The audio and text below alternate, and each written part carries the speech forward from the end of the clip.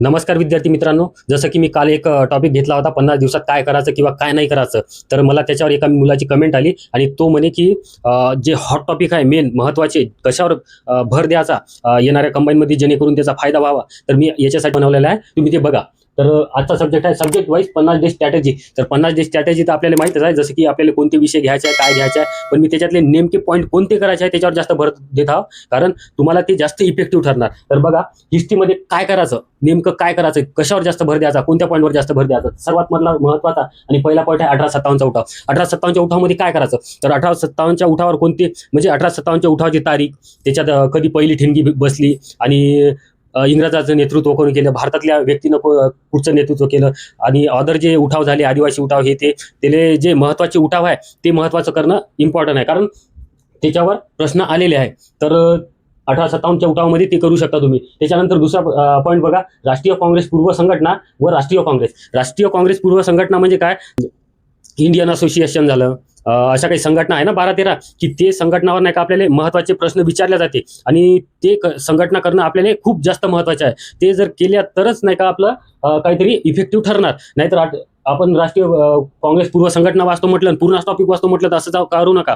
एक काम करा, 21,000 घ्या, कोणताही प्रश्नसंच घ्या, पण आयोगाचा घ्या. आणि आयोगाच्या याच्यात नाही का राष्ट्रीय काँग्रेस पूर्व संघटनावर नाही का कोणते कोणते प्रश्न आलेले आहेत त्याच्या थ्रू नाही का राष्ट्रीय काँग्रेस संघटनामध्ये जा, म्हणजे तुमचा चांगला अभ्यास होईल. त्याच्यानंतर राष्ट्रीय काँग्रेसमध्ये कुठं कोणते अधिवेशन भरले, कुठचे महत्वाचे कोण अध्यक्ष होते, या सर्व गोष्टी बघणं महत्वाचं आहे. आणि राष्ट्रीय काँग्रेसमध्ये समजा तिचे अध्यक्ष कोण होते, तिच्यात सदस्य कोण होते, इंग्रजाचे अधिवेशन कोणते कोणते होते आणि त्याच्यात महिलाचा समावेश होता का, हे सर्व गोष्टी तुम्ही बघा, म्हणजे त्याच्यावर तुमचा आला मार्क तर फिक्स होणार. त्याच्यानंतरचा तिसरा पॉईंट बघा, जमीन सुधारणा पद्धती. जमीन सुधारणा पद्धतीमध्ये 3 पद्धती आपल्याला सांगता येते, रयतवारी झाली, महालवारी झाली आणि हे कायमधारा झाली. तर या 3 पद्धतीवर जास्तीत जास्त प्रश्न आलेले आहे. तसेच मालगुजारी हे वगैरे वगैरे त्याच्यात पॉईंट आहे. तर जमीन सुधारणा पद्धतीमध्ये आपल्याला कोणत्या भागात किती टक्के लावली आणि कोणत्या विभागात ती होती, जसे की मुंबई, आग्रा, इकडे तिकडे लावलेल्या होत्या. मनरो गिनरो जे व्यक्ती महत्वाचे आहे समजा इंग्लंडचे, आणि ते कशा प्रकारे वापरत होते, किती शेतसारा ते स्वतः वसूल करत होते आणि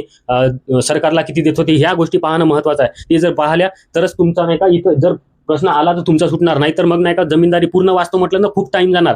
पण याच्यावर जर मेन टॉपिक केले, म्हणजे पेपर सेट थ्रू याच्यात जर गेलं तर तुमचा फायदा होऊ शकते, नाही तर होणार नाही. 2 महिने खूप कमी वेळ आहे. त्याच्यानंतरचा चौथा पॉईंट बघा, कामगार संघटना, शेतकरी, आदिवासी. कामगार संघटनामध्ये कोणते कोणते पॉईंट सांगता येते आपल्याला, जसं की नारायण मेघाजी लोखंडेची झाली कामगार संघटना. त्याच्यानंतर अजून भिवाजी नरेची संघटना आहे, कामगार हितवर्धक सभा. अशा काही संघटना आहे महत्वाच्या ज्याच्यावर प्रश्न आलेले आहे. हे प्रश्न तुम्ही कामगार संघटनेमधून पाहिले पाहिजे आणि त्याच्या थ्रू नाही का या पुस्तकात झाले पाहिजे, तेव्हा कुठं तुमचा ते पॉईंट क्लिअर होणार. असा जर अभ्यास केला तरच तुम्ही नाही का पास होऊ शकता, म्हणजे तुम्हाला जास्तीत जास्त प्रश्नाची उत्तरे येऊ शकते.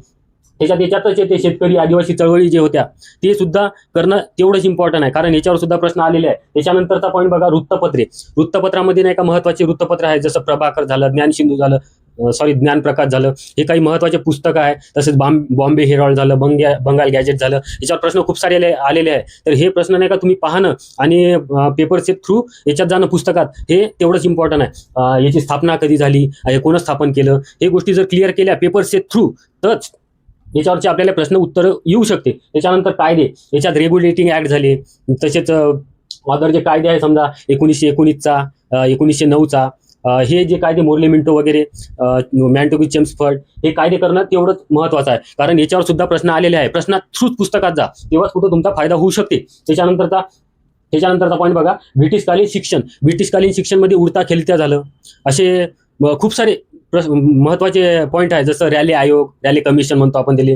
तर हे काही महत्वाचे स्ट्रॅची आयोग वगैरे हे आहे ना, तर ते शिक्षण ब्रिटिशकालीन शिक्षणात येते आणि ते गोष्टी आपल्याला आल्या पाहिजे असं मला वाटते, आणि ते तुम्ही करणं महत्वाचं आहे. त्याच्यानंतरचा पॉईंट बघा, क्रांतिकारक व संघटना. क्रांतिकारक आपल्याला सांगता येते, वासुदेव बळवंत फडके झालं, अनंत लक्ष्मण कानडे झालं, चापेकर बंधू झालं, यांनी जे संघटना स्थापन केल्या, जसं की अभिनव भारत झालं, मित्रमेळा झालं, अशा काही खूप साऱ्या संघटना आहेत. तर ह्या आपण नाही का पेपर सेटमध्ये बघून याच्यात म्हणजे पुस्तकात जाणं खूप गरजेचं आहे, तेव्हाच कुठं ते आपल्या कव्हर होऊ शकते. त्याच्यानंतरचा पॉईंट बघा, मुस्लिम सुधारणा चळवळी. जसं झालं मुस्लिम लीग झालं, मुस्लिम लीगच्या नंतर त्याच्यात कोणत्या सुधारणा चळवळी आहे का, अहमदिया चळवळ, देवबंद चळवळ, फरियादी चळवळ, अशा काही खूप साऱ्या म्हणजे महत्वाच्या चळवळी आहेत जे आहे, जे पेपरचे थ्रू आपल्याला जाणं आणि पुस्तकात जाणं आणि ते पाहून घेणं हे महत्वाचं आहे. कारण 2 महिन्यात कव्हर करायचा आहे, तर आपल्याला पेपर थ्रूच जायचं आहे. त्याच्यानंतरचा पॉईंट बघा, सामाजिक सुधारणा चळवळी. सामाजिक सुधारणा चळवळीमध्ये जे महत्त्वाचे पॉईंट आहे, परमहंस सभा झाली, सत्यशोधक समाज झाला, असे काही महत्त्वाच्या संघटना आहे, ब्राह्मो समाज झाला, आर्य समाज झालं,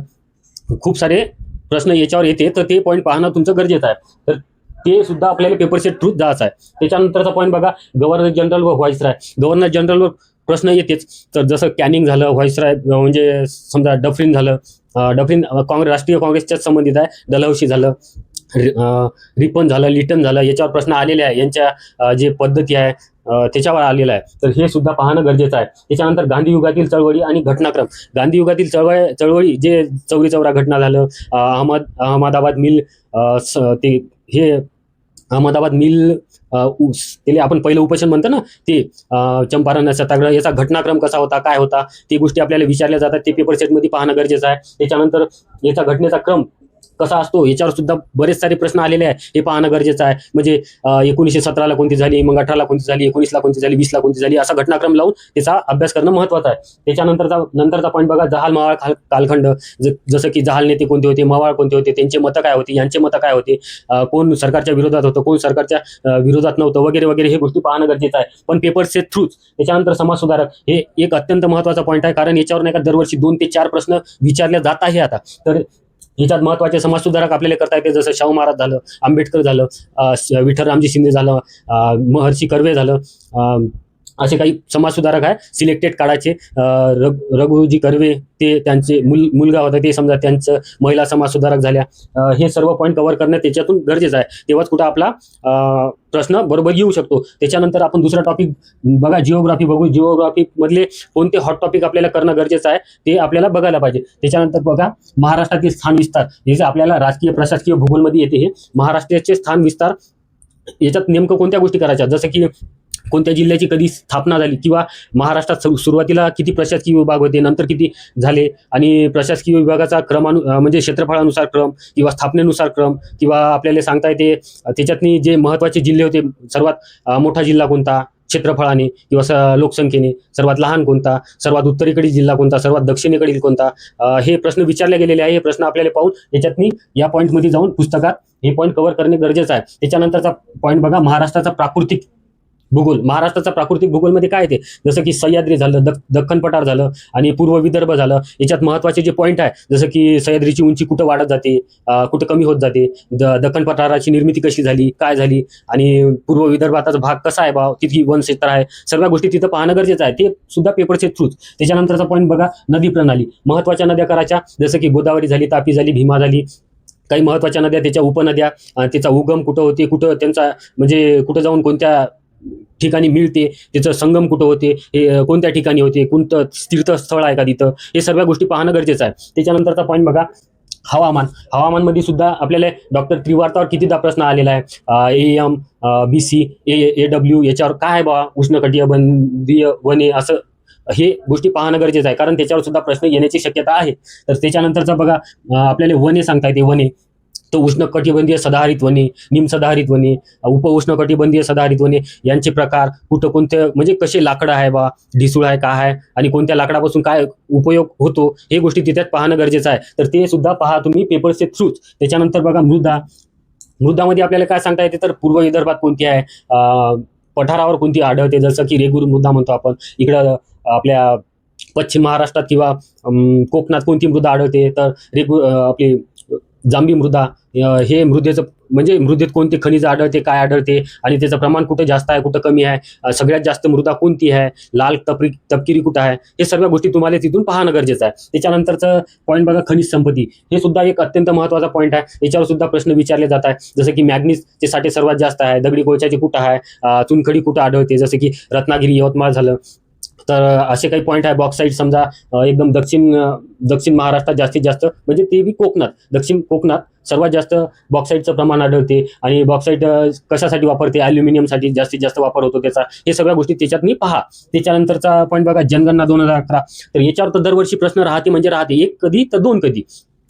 तर हे जनगणनामध्ये सर्वात महत्त्वाचे कोणते पॉईंट घेणं गरजेचं आहे. तर बघा, जसं की घनता झालं, महाराष्ट्राची घनता किती आहे, कोणता जिल्हा प्रथम आहे, कोणता जिल्हा शेवटचा आहे, आणि जिल्ह्यानुसार क्रम पण लावा, असे पण प्रश्न विचारते. कधी कधी तर विचारते की या जिल्ह्याची घनता किती होती, पहिला विचारू शकते, किंवा शेवटचा विचारू शकते, किंवा दुसरा, तिसरा, चौथा, पाचवा याच्यात कोणता विचारू शकते. मागं तर 6वा विचारला होता, राईट आहे. अजून याच्यात आपल्याला बाललिंग गुणोत्तर, लिंग गुणोत्तर याचं प्रमाण कुठं, कोणत्या जिल्ह्यात जास्त, कोणत्या जिल्ह्यात कमी, जिल्ह्याचा क्रम कसा काय होता, हे गोष्टी सुद्धा पाहणं गरजेचं आहे. त्याच्यानंतर आपल्याला सांगता येईल दुसरा पॉईंट, पर्यटनमध्ये आपल्याला महत्त्वाचे तीर्थस्थळ, आणि याच्यात अजून नाही का आपल्याला ज्योतिर्लिंग, अष्टविनायक स्थळ, आणि अजून असे काही पॉईंट सांगता येईल. ते तुम्ही तिथं पाहिल्याच्या नंतर तुम्हाला कळणारच. त्याच्यानंतर बघा, स्थलांतर आणि वस्ती. तर आपल्याला वस्तीचे प्रकार विचारले जाते. केंद्रीकृत वस्ती कुठं आहे, वक्राकार कुठं आहे, रेषाकृत कुठं आहे, हे सर्व वस्त्याचे प्रकार करणं गरजेचं आहे. तर आपल्याला याच्यावर सुद्धा प्रश्न आलेले आहे, आणि ते आपण करणे गरजेचं आहे. स्थलांतरात महाराष्ट्रात म्हणजे कोणत्या राज्यातून जास्तीत जास्त स्थलांतर होते, महाराष्ट्रात किती टक्के स्थलांतर होते. तर हे असे काही महत्त्वाचे हिस्ट्री आणि जिओग्राफीचे पॉईंट होते. याच्यानंतर मी नाही का इकॉनॉमिक्स आणि पॉलिटी यांचे सुद्धा महत्त्वाचे पॉईंट घेणार आहोत. तर कारण या व्हिडिओमध्ये जर घेतले तर खूप मोठा व्हिडिओ होईल, बोरिंग वाटेल, म्हणून मी याच्यानंतरच्या व्हिडिओ ते बनवणार आहोत. तर तुम्हाला जर हा व्हिडिओ आवडला असेल आणि इफेक्टिव्ह पॉईंट वाटत असेल तर नक्की मित्राला व्हिडिओ शेअर करा, लाईक करा, सबस्क्राईब करा. थँक्यू.